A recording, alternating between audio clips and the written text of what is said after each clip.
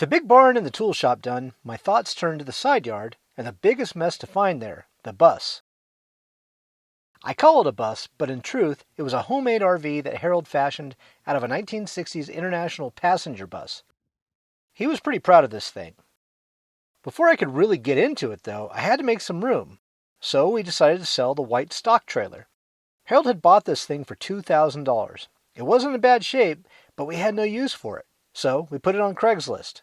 Of course, to get it out, I had to cut off the lock to open the gate because that too was padlocked.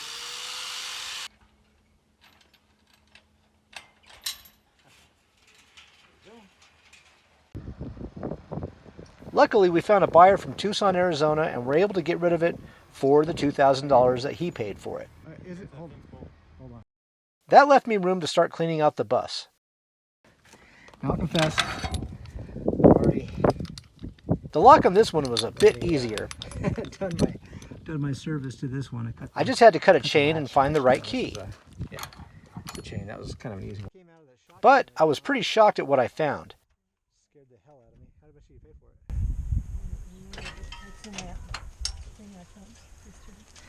it? Voila! Sewing machine. Yeah. That's a big old 40 feet from floor to ceiling of junk. I found sewing machines, toolboxes, outboard motors, and of course, Hey, there's a vacuum cleaner. all I could do was dive right in. There's a basting pan.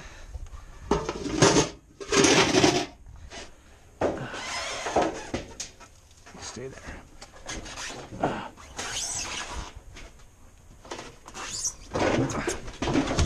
Oh. What's that? No. That is brand stinking new.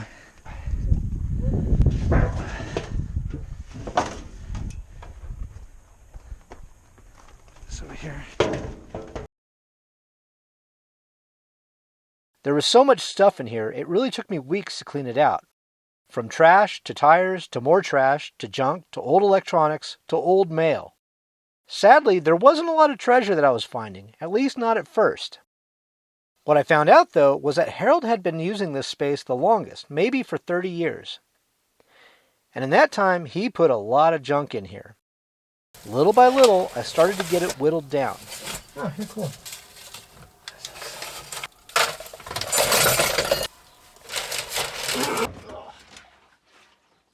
What took longest was the small trash. It was everywhere.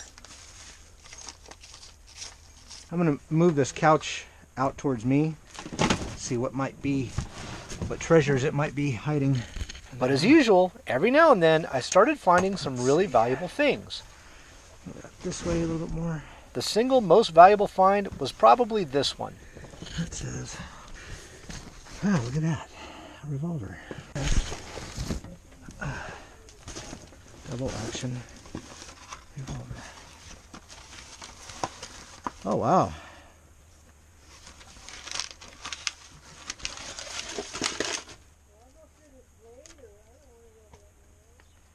This is a Smith & Wesson 44 Magnum, model 629 in stainless steel with a 6-inch barrel and unfluted cylinder.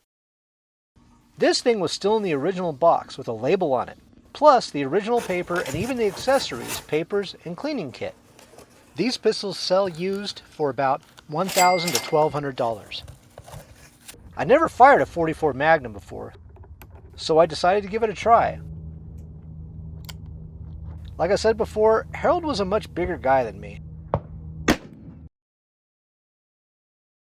Anyway, the pistol shot really well.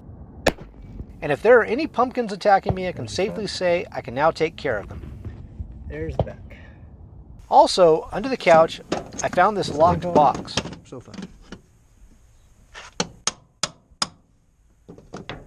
It turned out to be full of vehicle titles. All told, we found 114 titles to cars, trucks, tractors, boats, trailers, and motorcycles. Some of them ran, some of them didn't. At the time of making this video, there were still some missing, like a 1980 Harley Davidson. As usual, we put items that we might be able to sell aside, and our pile got pretty big real quick. But so did the pile for all the junk I found.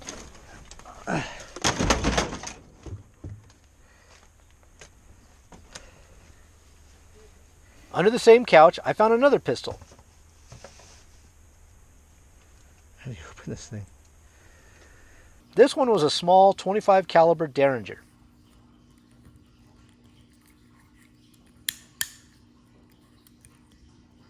They're not worth much, but they're fun to shoot at the range. The mess extended all the way through the bus, with stuff piled up to the ceiling the entire way. One of the weirdest things I found was a whole pile of snow skis. Clubs. There were probably at least a dozen pair here, plus the poles. I dumped them outside where they could rot, because frankly, in the desert in southern New Mexico, I found them a bit hard to sell. So, didn't earn anything on these. Oh, also, Harold didn't ski. I also found at least 3 sets of golf clubs. Harold also never played golf. Aside from the trash and the junk and the stuff I couldn't do anything with, were all the tools. Toolboxes, power tools, hand tools.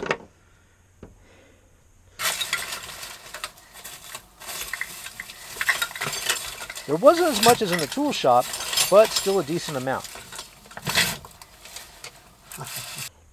Toward the back, I found this large box with a bunch of junk piled on top of it. You gotta be kidding me. Is this really a telescope?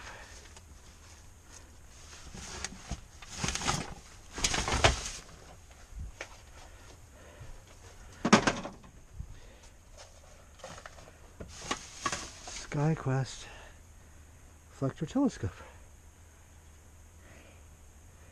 This goes on that stand that he has out there. That's crazy. He actually has it. Okay.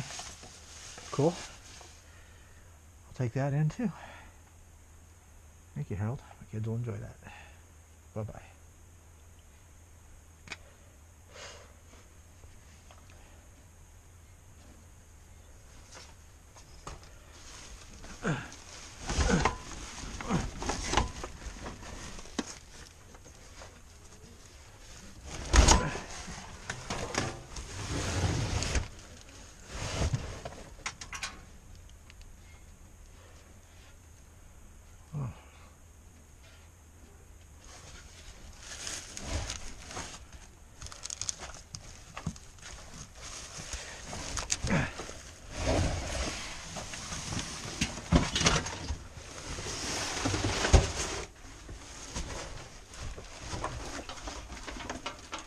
It sure as heck is.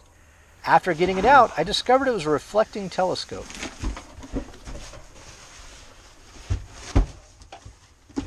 Harold had bought a SkyQuest XT6 Dobsonian reflector telescope. These sell new for between $400 and $600. I have no idea how much he paid for it, with my mom's credit card. Why Harold bought it though, where or from whom, we'll never know, but it's obvious he never used it. I put the whole thing together and advertised it online and then sold it for $250. In the end, the bus had some pretty good finds, mostly in tools, which are probably valued at maybe another $1,000 or so, and random stuff we can sell at an estate sale someday.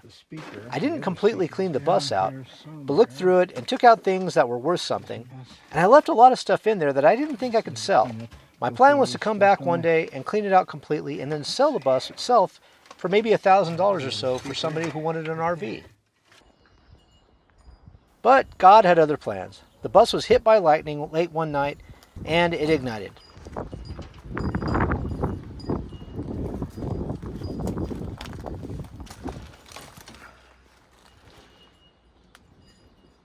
The fire was small and limited to the front of it, but it's pretty much destroyed the bus completely. Now all it's good for is scrap. But that's the way it goes. On our next episode, we tackle the camper, a place that Harold had been storing stuff for 40 years. Thanks for joining us on Harold's Estate. And be sure to like, subscribe, and share so you never miss one of the treasure hunts.